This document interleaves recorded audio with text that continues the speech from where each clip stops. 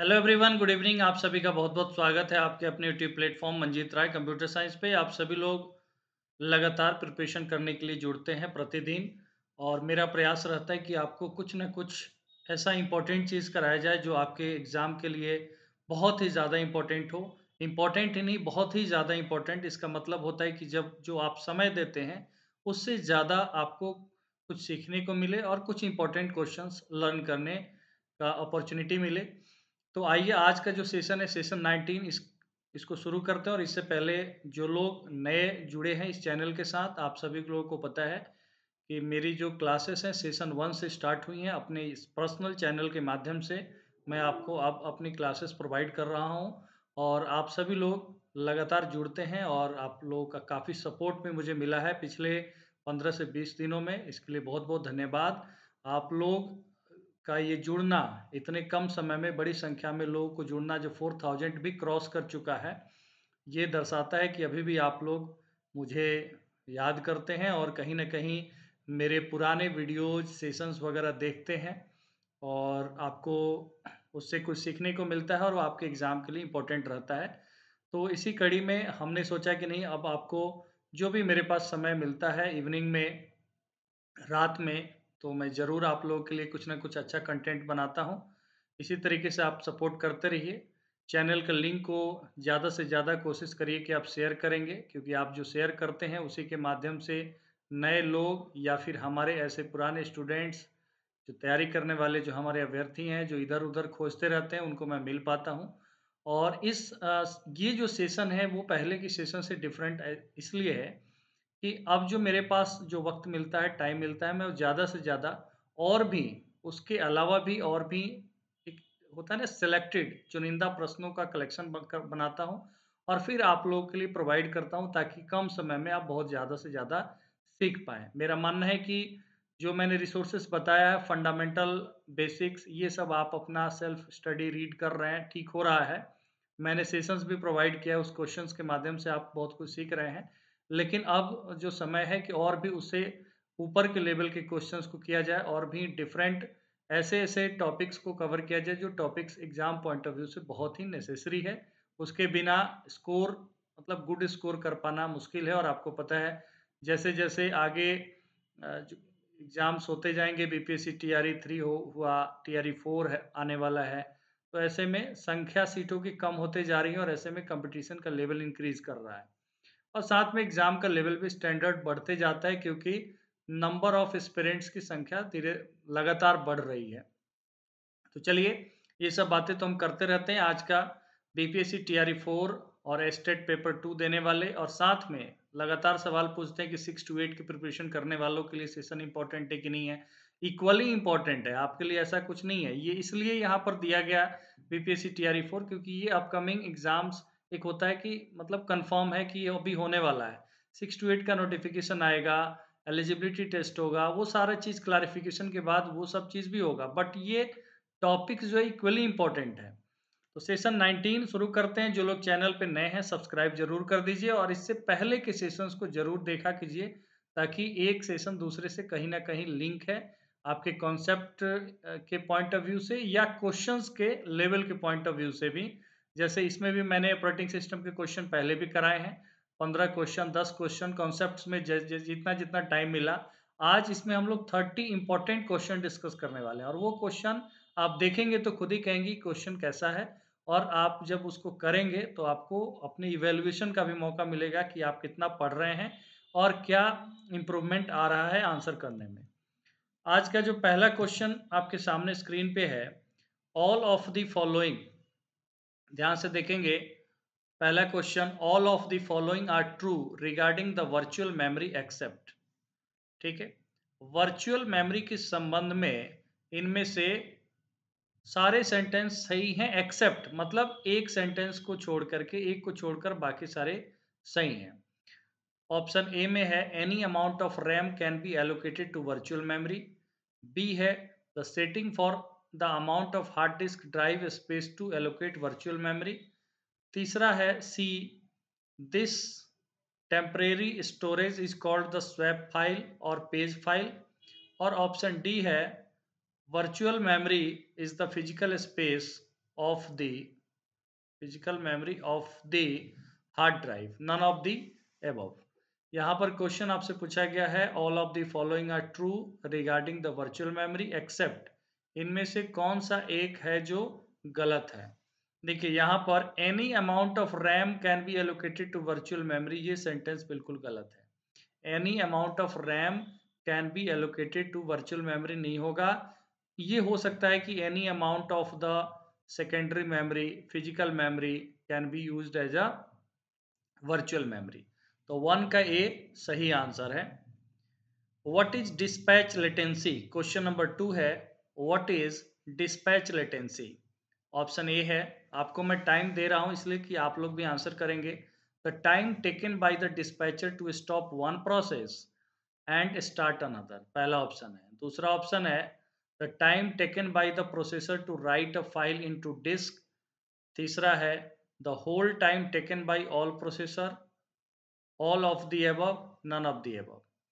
Dispatch latency क्या है ये आपको आंसर करना है। बेसिकली याद करिए ऑपरेटिंग सिस्टम के फंक्शन को, और ऑपरेटिंग सिस्टम के फंक्शन में प्रोसेस शेड्यूलिंग में हम इन चीज़ों को डिस्कस किए थे। The time taken by the dispatcher to stop one process and start another, इसको कहा जाता है डिस्पैच लेटेंसी। 2 का ऑप्शन ए सही। आई होप आप लोगों को भी ये क्वेश्चन पता था, या नहीं पता था तो सीख लिए आप लोग ये क्वेश्चन। 2 का A, dispatch latency means time taken by the dispatcher to stop one process and start another, इसको कहेंगे डिस्पैच लेटेंसी। क्वेश्चन नंबर, देखिए इसमें थोड़ा सा इसके बारे में हम लोग पढ़ भी लेते हैं। The time taken by the dispatcher to stop one process and start another is called dispatch latency. दूसरा क्या है, the amount of time taken by the dispatcher to pause one process and start another is called dispatch latency. Pause या stop, ठीक है, दोनों case में। तीसरा क्या है यहाँ पर point, the process of saving the state of the previously running process और थ्रेड। प्रोसेस जैसे थ्रेड भी क्या है, threads, thread belong to a process, और थ्रेड को भी हम लाइट वेट प्रोसेस कहते हैं।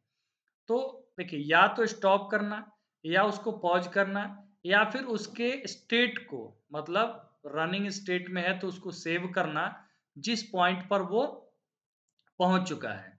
प्रीवियसली रनिंग प्रोसेस और thread and loading the initial और previously saved state of a new process by the dispatcher, और पहले से कोई सेव्ड प्रोसेस है तो उस पॉइंट से उसको क्या करना, प्रोसेस करना।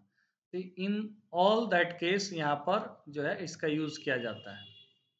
नेक्स्ट है क्वेश्चन नंबर 3, बहुत इंपॉर्टेंट क्वेश्चन है, सारे क्वेश्चन बहुत अच्छे हैं।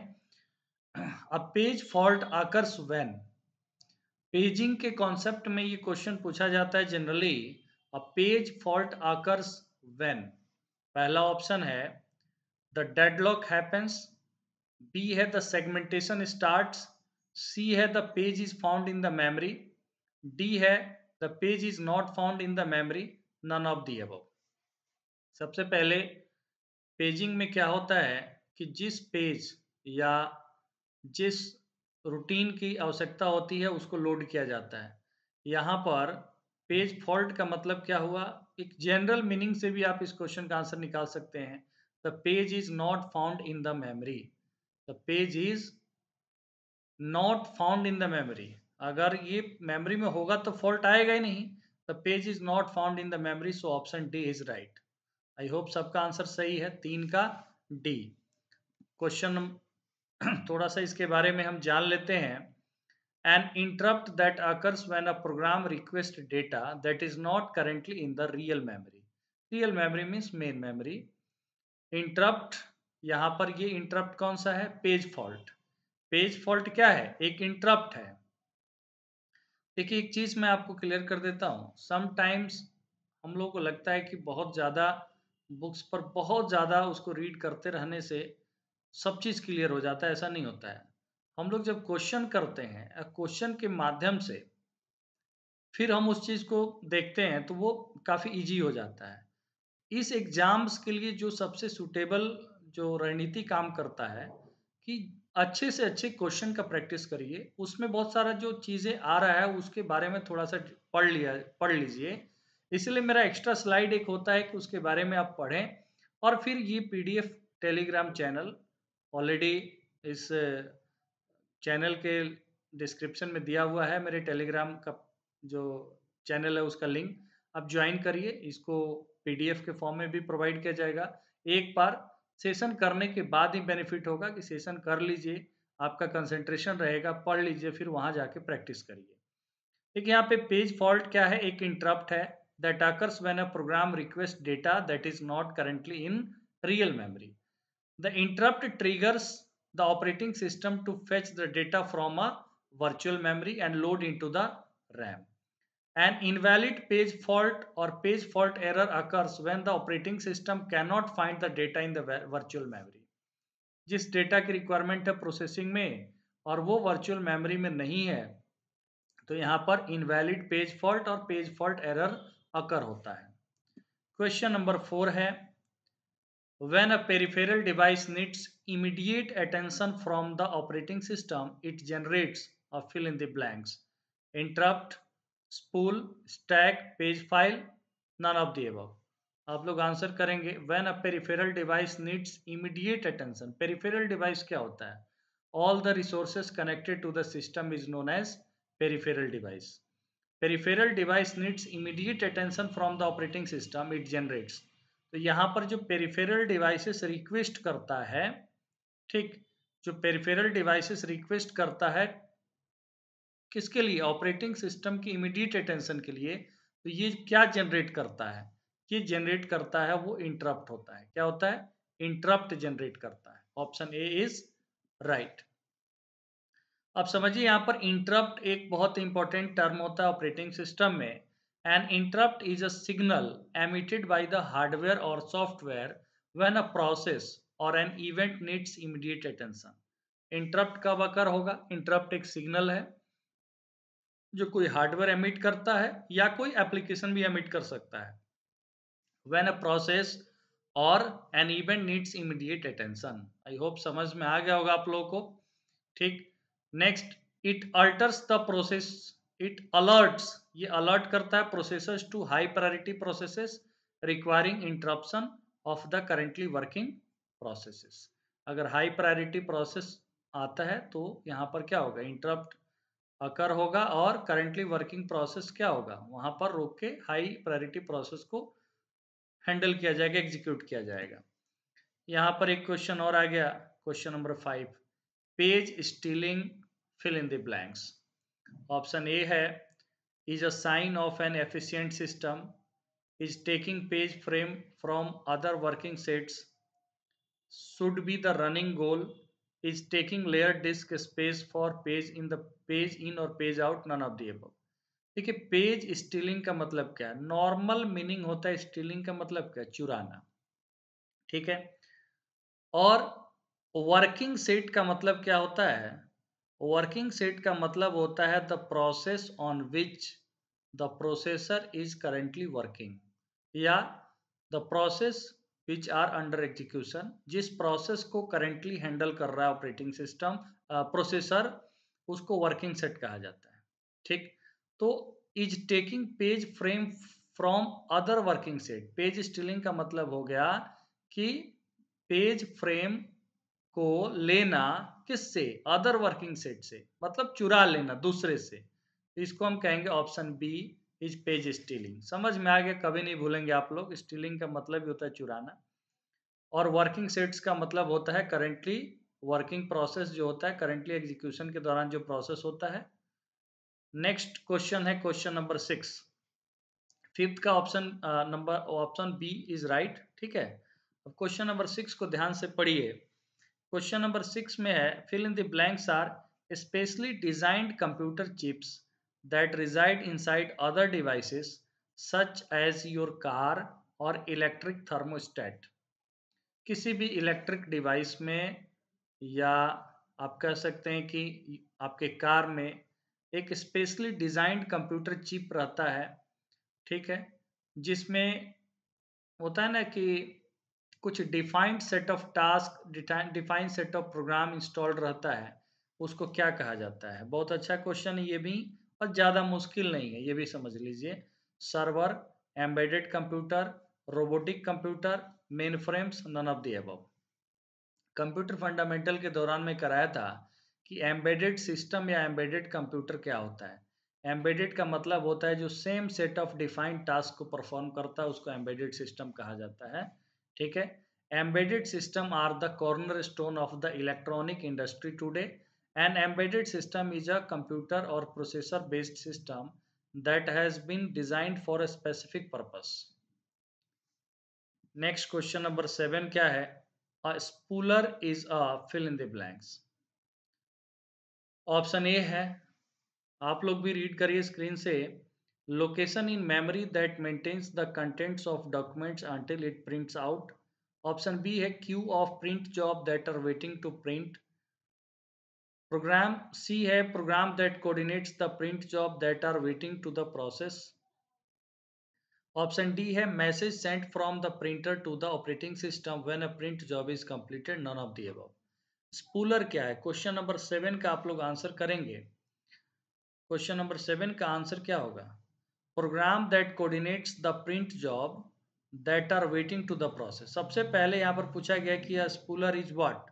तो स्पूलर एक प्रोग्राम है। स्पूलर क्यू जो होता है, queue of print jobs that are waiting to print, तो क्या होता है? वो प्रिंट स्पूल होता है या वो प्रिंट क्यू बनता है, जो प्रिंटर में आप देखते हैं कमांड देते हैं तो। बट यहाँ पर spooler is a program that coordinates the print job that are waiting to the process.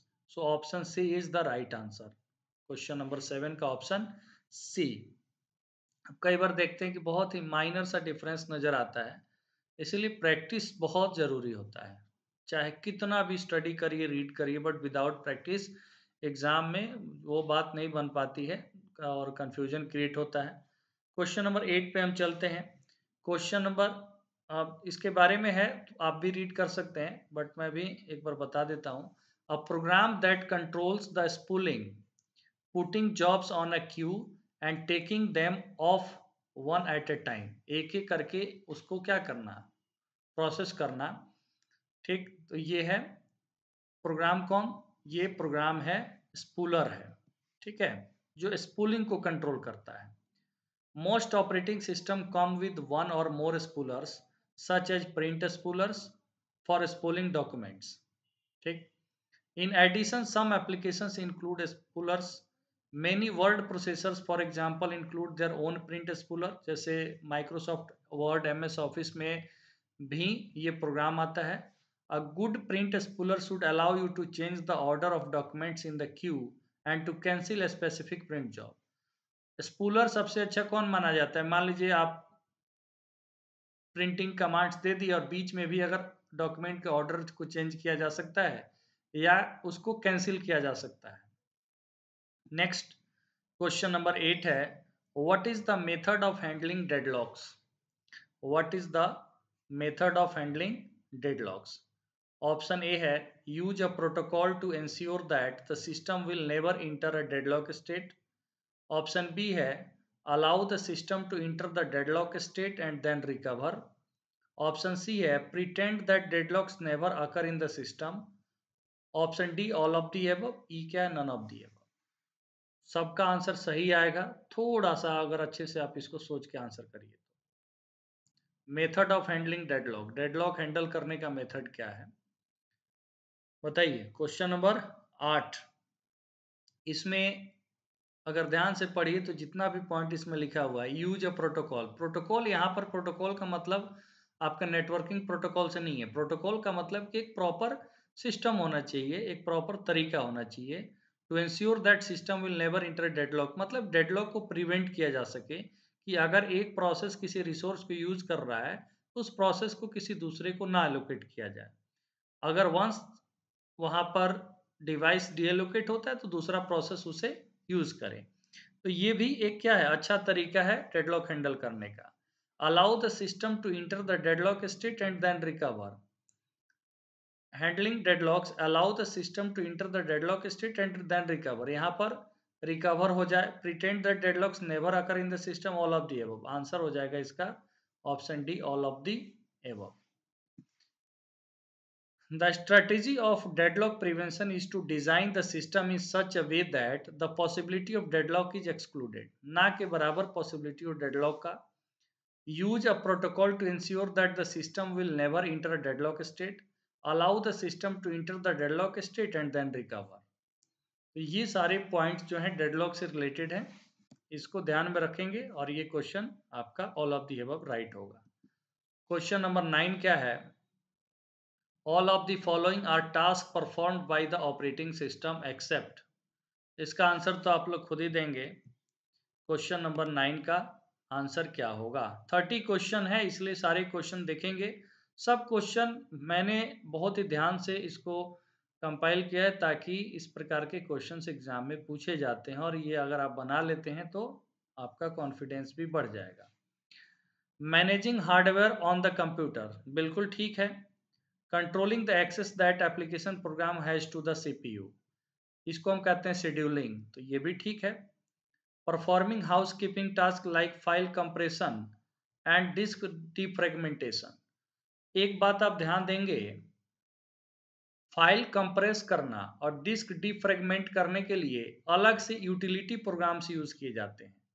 Utility programme होता क्या है मैं बता चुका हूं आपको.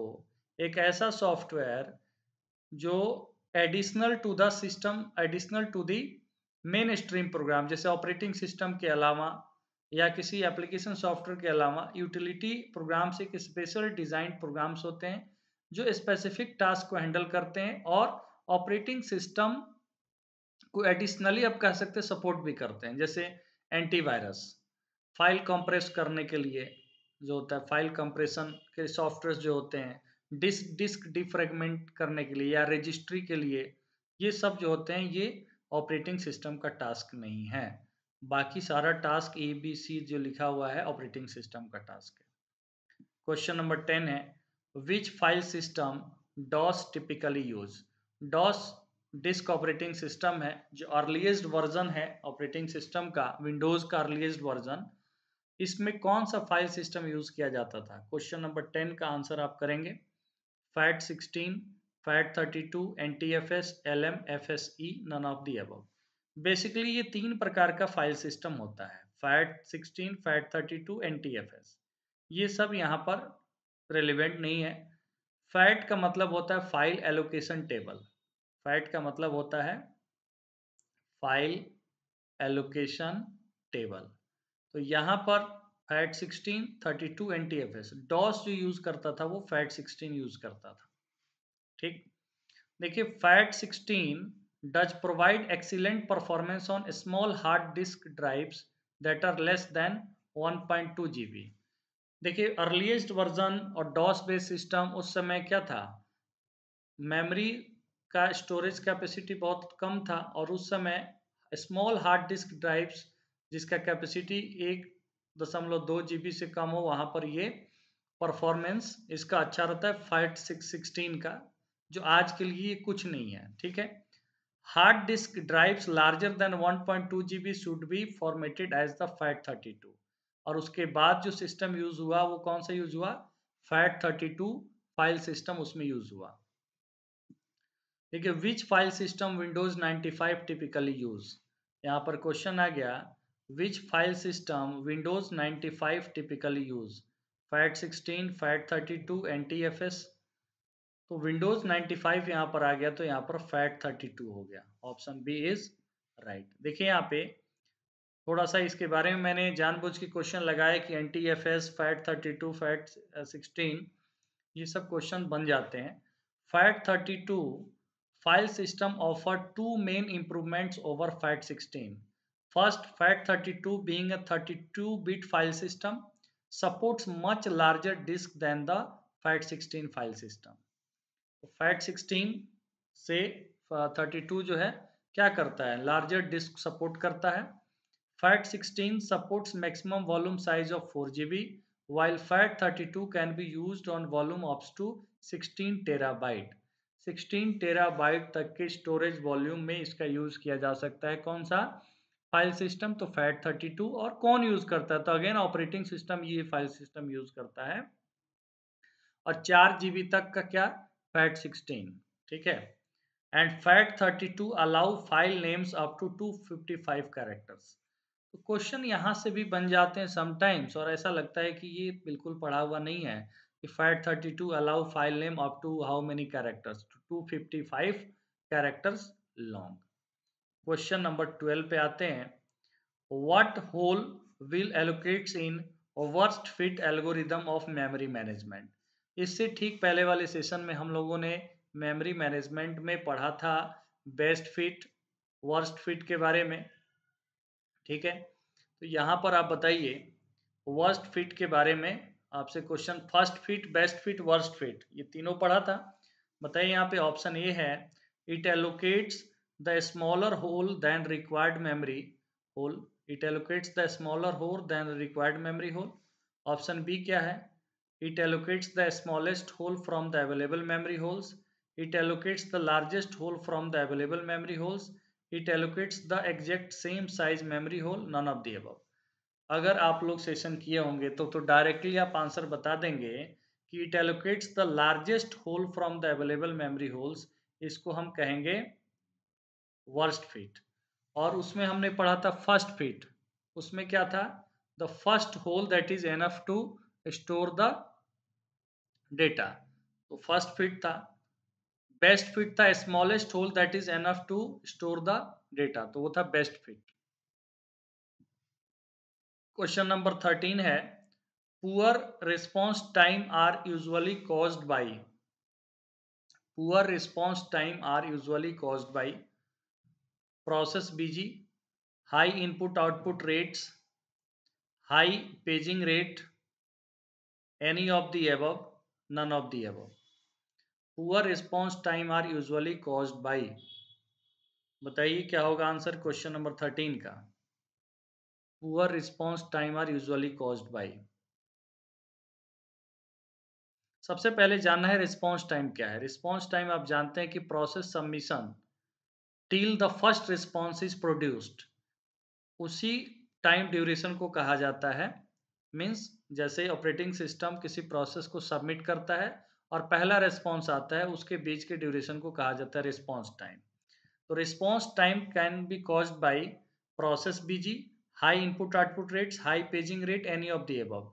यहाँ पर ऑल ऑफ द अबव या any of the above, option D क्या होगा, सही होगा। 13 का answer option D. Next question पे हम चलेंगे। Question number 14, what does fat stand for. बहुत इजी क्वेश्चन है, मैं बता भी चुका हूं, ठीक है, बहुत इजी क्वेश्चन है। बताइए, आप सभी लोग बताइए इसका answer. FAT stands for file allocation table, option B. Next, इसके बारे में मैंने यहाँ पर और भी इंफॉर्मेशन इंक्लूड कर दिया, हालांकि मैंने बता दिया कि फाइल सिस्टम जो डॉस के टाइम यूज होता था FAT16 था, उसके बाद विंडोज 95 से क्या हुआ, FAT32 हो गया, जो हाई वॉल्यूम जो अलाउ करता है अप टू 16 टेराबाइट, ठीक है। और पहले क्या था, 4 GB तक था FAT16 का। इसी के बारे में यहाँ पर बनाया गया है, ये आप लोग रीड कर लीजिएगा, आपके लिए होमवर्क रहेगा। मैं PDF दूंगा आपको टेलीग्राम पे, उसको पढ़िएगा।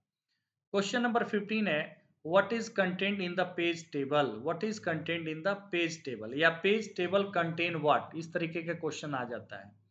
ऑप्शन ए क्या है, base address of each frame and corresponding page number, B है memory address and corresponding page number, option C है file name and corresponding page number, option D है none of the above, option E है none of all of the above and none of the above. यहाँ पर हो जाएगा all of the above और none of the above. बताइए page table contain what. Paging हम लोग जो टर्म पढ़े थे पिछले सेशन में, base address and base address of each frame, base address of each frame and corresponding page number. तो 15 का ऑप्शन हो जाएगा ऑप्शन ए। क्वेश्चन नंबर 16 क्या है, Windows 2000 server uses the fill in the blanks, FAT16, NTFS, FAT64, FAT32। बताइए question number 16 का answer.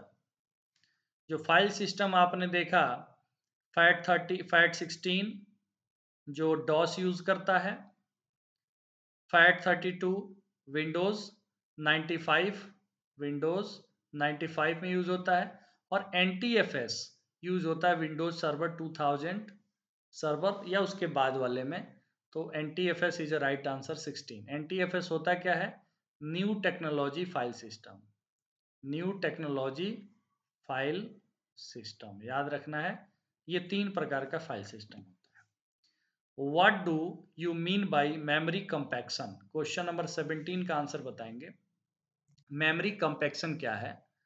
Option A है combine multiple equal memory holes into one big hole, combine multiple small memory holes into one big hole, divide big memory hole into small holes, divide memory hole by two, none of the above. यहाँ पर बहुत ही basic difference है, यहाँ पर equal है, small है। देखिए होता क्या है कि मेमोरी में कॉन्टिग्यूअस मेमोरी एलोकेशन में फाइल को रीड और फाइल को राइट किया जाता है, फाइल को स्टोर किया जाता है, और कह सकते हैं कि आप डेटा स्टोर करते हैं तो वहाँ पर बहुत सारे small memory holes remain unused, और वहाँ पर क्या करना, कंबाइन करना। ठीक है, कंबाइन किया जाता है, combining multiple small memory holes into one big whole, इसी को कहा जाता है कंपैक्शन, मेमोरी कंपैक्शन। ऑप्शन 17 का option B is right. Next question आ गया, question number 18। What are the two types of semaphore? What are the two types of semaphore? ये topic अभी मैंने कराया नहीं है, लेकिन क्रिटिकल सेक्शन प्रॉब्लम, सेमाफोर, ये सब चीज़ अभी हमने पढ़ाया नहीं है, लेकिन आप लोग भी तो रीड कर रहे हैं। मैंने बताया ना कि मैं तो 1 घंटा आ रहा हूँ या पढ़ा रहा हूँ, बाकी टाइम तो आप लोग पढ़ रहे हैं, तो आप लोग का भी तो टेस्ट होना चाहिए। देखता हूँ कितना लोग सही आंसर करते हैं। What are the two types of semaphore? Digital semaphore and binary semaphore, analog semaphore और ऑक्टल सेमाफोर, काउंटिंग सेमाफोर और बाइनरी सेमाफोर, क्रिटिकल सेमाफोर और system semaphore, none of the above. क्या होगा answer? Two type of semaphore होता है, counting semaphore और binary semaphores. Option C is right 18 का। ठीक है, सेमाफोर क्या होता है? Semaphore is a simply a variable. This variable is used to solve critical section problem and to achieve process synchronization in the multiprocessing environment. देखिए in multiprocessing environment critical section होता है section where the process gets its execution, और ऐसे में only one process should enter into the critical section. ठीक, the two most common kinds of semaphore are counting semaphore और binary semaphore. Counting semaphore can take non negative integer value. Non negative integer value मतलब क्या? Positive integer value. And binary semaphore can take only value 0 और 1। तो अगर इतना भी अगर याद रखते हैं इसके बारे में तो आप क्वेश्चन को कर लेंगे। नेक्स्ट है question number 19। Part of the post process is to ensure that the test of essential peripheral device coincides with the hardware configuration that is stored in। देखिए यहाँ पर part of the post process, past of the post process का मतलब होता है post, यहाँ पर power on self test, power on self test. Part of the post process is to ensure that the test of essential peripheral devices, peripheral devices, essential peripheral devices का test होता है वो बायोस से होता है, basic input output system. Device coincides with the hardware configuration that is stored in. ये जो basic programme होता है बायोस का प्रोग्राम यहाँ पर पूछा गया है कि जैसे ही सिस्टम बूट होता है तो पोस्ट ऑपरेशन होता है पावर ऑन सेल्फ टेस्ट, जिसमें डिवाइस को टेस्ट किया जाता है। ठीक, तो ये कहाँ पर रहता है? ये प्रोग्राम कहाँ पर स्टोर रहता है? Stored in CMOS. Option C होगा राइट। ठीक है, तो चलिए आप लोग भी आंसर, आई थिंक इसके बारे में आप ऐसे क्वेश्चन पढ़े होंगे। सीमॉस होता है complementary metal oxide semiconductor. Question number 19 का ऑप्शन सी। सीमॉस का फुल फॉर्म क्या है? Complementary metal oxide semiconductor is the term usually used to describe the small amount of memory on a computer motherboard that is used to store BIOS setting। BIOS के setting को store करने के लिए small amount of memory का use किया जाता है motherboard पर, उसी को कहा जाता है complementary metal oxide semiconductor CMOS, जो मदरबोर्ड पे लगा होता है, जिसमें बायोस के सेटिंग्स क्या होते हैं? सेव होते हैं। ठीक, और बायोस के सेटिंग सेव होते हैं सीमॉस पे, और इस प्रकार के सेटिंग को फर्मवेयर भी कहा जाता है। Firmware means program which are installed during the manufacturing and can not be erased at any instance of time, उसको कहा जाता है फर्मवेयर। ये भी बहुत इंपॉर्टेंट टर्म है। नेक्स्ट क्वेश्चन है the virtual memory is what. इसका आंसर करेंगे आप लोग, virtual memory is what.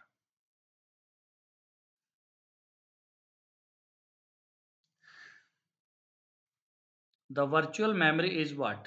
An extremely large main memory, an extremely large secondary memory, an illusion of extremely large main memory, type of memory used in supercomputer, none of the above. सबसे पहले virtual memory के बारे में जितना भी मैंने आपको बताया है कि वर्चुअल मेमोरी अपने आप में कोई मेमोरी नहीं होता है। ये किसी सेकेंडरी मेमोरी के कुछ पार्ट को as a main memory use किया जाता है, उसको वर्चुअल मेमोरी कहा जाता है। तो यहाँ पर सबसे उपयुक्त सेंटेंस क्या है? An illusion of extremely large main memory. An illusion of extremely large main memory means क्या? ये मेन मेमोरी के जैसा यूज होने वाला एक वर्चुअल मेमोरी, मतलब एक सेकेंडरी मेमोरी है जो मेन मेमोरी के जैसे यूज होता है। Option C is right. Question number 20 option C. ठीक। Virtual memory is a common technique used in a computer operating system. Virtual memory uses both hardware and the software to enable a computer to compensate for physical memory shortage. अगर physical memory कम है तब भी बड़े से बड़े programme को execute किया जा सकता है by using this technique called virtual memory. कैसे? तो temporarily transferring data from random access memory to the disk storage. Main memory से सेकेंडरी मेमोरी में डेटा को क्या कर देना? ट्रांसफर कर देना, और उस डेटा को वहां पर स्टोर करना जो एग्जीक्यूशन के लिए रिक्वायर्ड है। ठीक। नेक्स्ट क्वेश्चन है question number 21। The memory buffer register. During starting में हम लोग जब क्वेश्चंस वगैरह प्रैक्टिस कर रहे थे, जब मैं शुरू किया था सेशंस को, तो उस समय मैं मेमोरी बफर रजिस्टर और जनरल पर्पस रजिस्टर के बारे में बताया था, और ऐसे क्वेश्चन को डिस्कस भी किया गया था कुछ क्वेश्चन को। बट आज इसको और अच्छे से आपको पढ़ लेना है। जैसे मैंने बताया था, डीआर होता है डेटा रजिस्टर, जैसे एमडीआर मेमोरी डेटा रजिस्टर, ठीक है, MDR memory data register, MAR memory address register, MBR memory buffer register, ठीक है।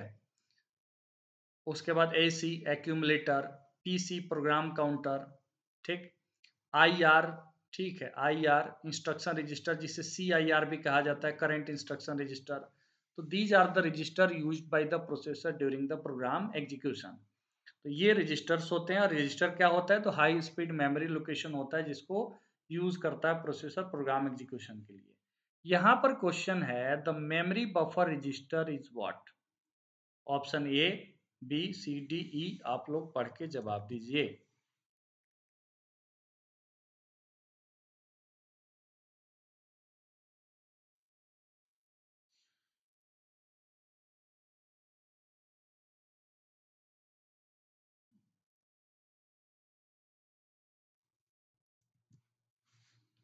Is a hardware memory device which denotes the location of the current instruction being executed. B है is a group of electrical circuits that perform the intent of instructions fetched from memory. Contains the address of the memory location that is to be read from or stored into. Contains a copy of the designated memory location specified by memory address register after a read, or the new contents of the memory prior to the write. आपको मैं एक बात बता देता हूँ, memory buffer register, जब भी ये टर्म आए बफर, बफर का मतलब होता है टेम्परेरली स्टोर करना, मतलब नॉट परमानेंट, या फिर जो डेटा ऑलरेडी कहीं पर है उसका केवल ये एक कॉपी स्टोर करता है। इसलिए यहाँ पर देखिए, contains a copy of the designated memory location specified by the memory address register after a read, और the new contents of the memory prior to the write. Option D is right regarding the memory buffer register. Question number 22 है addressing structure. कुछ question है जो computer architecture part से belong करते हैं। Defines the fundamental method of determining effective operand address. Addressing structure या addressing mode जब आपसे क्वेश्चन में पूछा जाए तो सेम चीज है। Define the fundamental method of determining effective operand address. are variations in the use of fundamental addressing structures or some associated actions which are treated related to the addressing perform indicated operations on two fast registers of the machine and leave the result in one of the registers, all of the above, none of the above.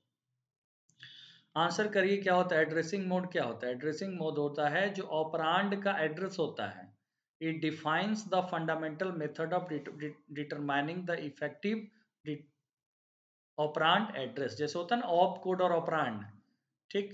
कोई भी instruction consist of what? Instruction consist of op code and ऑपरांड।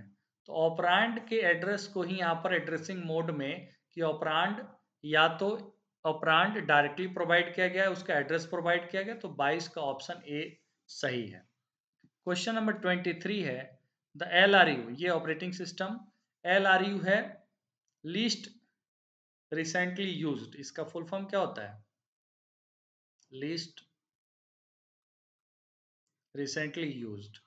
LRU algorithm pages out pages that have been used recently, pages out pages that have not been used recently, pages out pages that have been least used recently, pages out the first page in the given area, none of the above। LRU algorithm के बारे में इनमें से कौन सा statement सही है? Pages out pages that have been least used recently means option C. Question number 23 का ऑप्शन सी क्या है? सही है। इन कंप्यूटर ऑपरेटिंग सिस्टम, थोड़ा सा इसके बारे में जान लीजिए। In computer operating system that uses paging for virtual memory management, virtual memory management के लिए जो ऑपरेटिंग सिस्टम पेजिंग का यूज किया जाता है, page replacement algorithm decide which memory pages to page out, मतलब कौन सा मेमोरी पेज होगा वो आउट होगा। और ये एल्गोरिदम क्या है? पेज रिप्लेसमेंट एल्गोरिदम है, least recently used, some time called swap out और write to disk when a page of memory needs to be allocated. Next question number 24 है द मेमोरी एड्रेस रजिस्टर। देखिए यहाँ पर आ गया question regarding memory address register, जिसको short form में MAR लिखा जाता है। ऑप्शन ए क्या है यहाँ पर? is a hardware memory device which denotes the location of the current instruction being executed। ठीक है, current instruction being executed ये तो हो गया आपका current instruction register के बारे में, ठीक है, ये नहीं होगा। ऑप्शन बी क्या है? is a group of electrical circuits hardware that performs the intent of instruction fetched from memory। नहीं। ऑप्शन सी है contains the address of the memory location that is to be read from or the stored into। Contents a copy, contents a copy जब आ जाए तो आप समझिए कि memory buffer register है। क्या है? Memory buffer register, none of the above. यहाँ पर आंसर क्या हो जाएगा? Option C is right. 24 का answer option C, memory address register content memory location that is to be read from और स्टोर्ड इनटू। कौन? तो यहाँ पर प्रोसेसर जहां से रीड करेगा और यहाँ पे राइट करेगा। क्वेश्चन नंबर 25 है in virtual memory systems dynamic address translation means what? Dynamic address translation क्या होता है? ऑप्शन ए है is a hardware necessary to implement paging, stores pages at a specific location on disk, is useless when swapping is used, is part of the operating system paging algorithm, none of the above.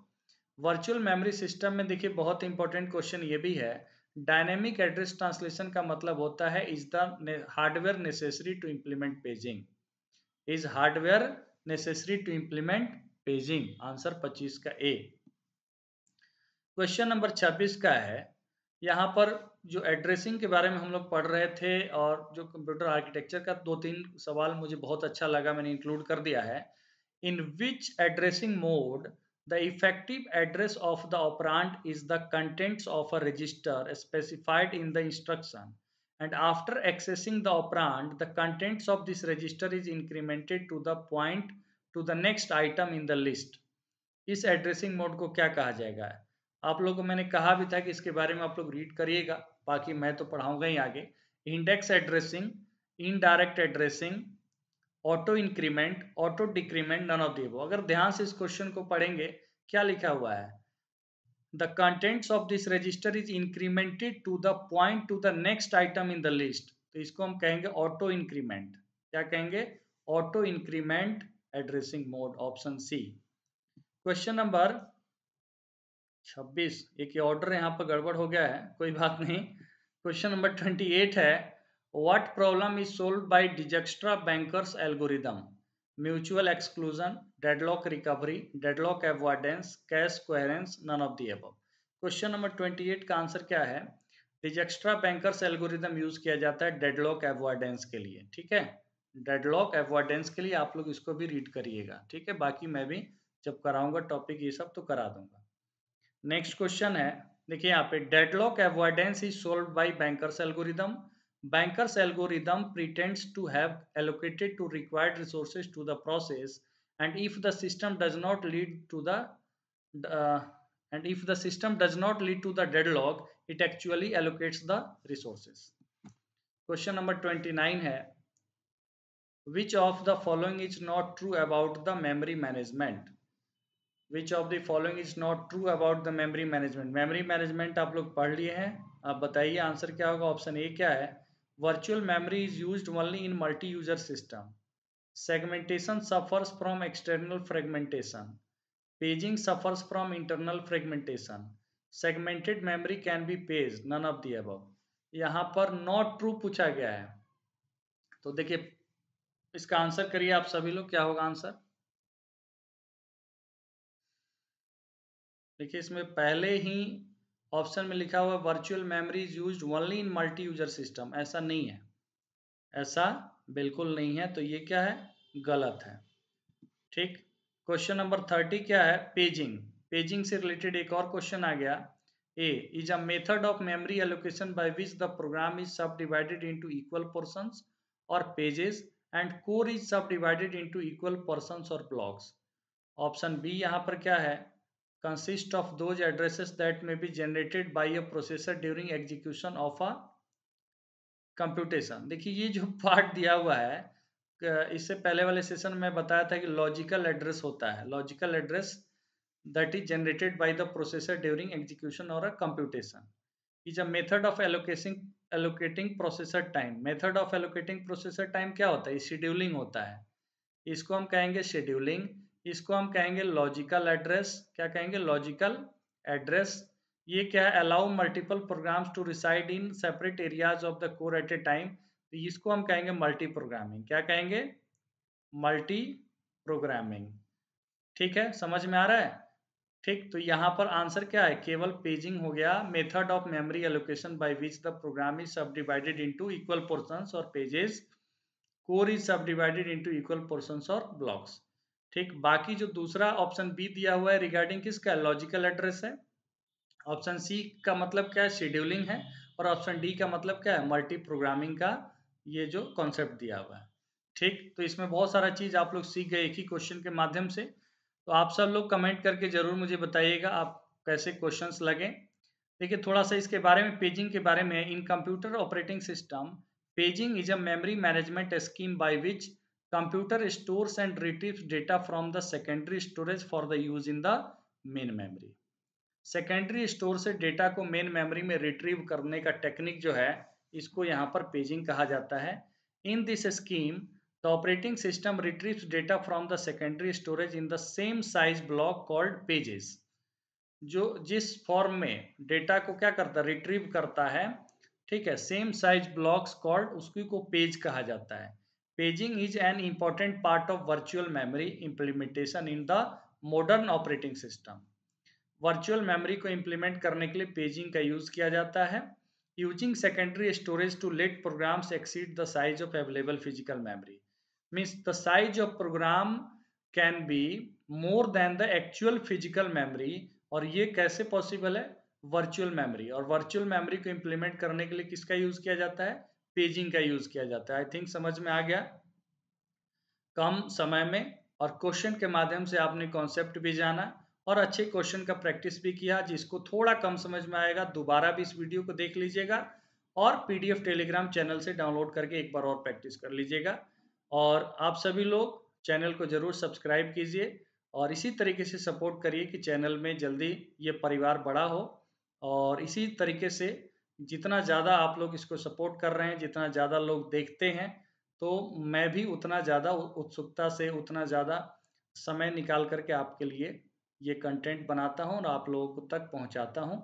तो बहुत-बहुत धन्यवाद और channel को एक बार जो लोग subscribe नहीं किए ज़रूर सब्सक्राइब कर दीजिए और शेयर ज़रूर कीजिए जो स्टडी रिलेटेड ग्रुप्स हैं, ताकि और भी आपके मित्र, दोस्त, भाई, बंधु जो तैयारी कर रहे हैं वो लोग भी हमसे जुड़ पाएँ। धन्यवाद।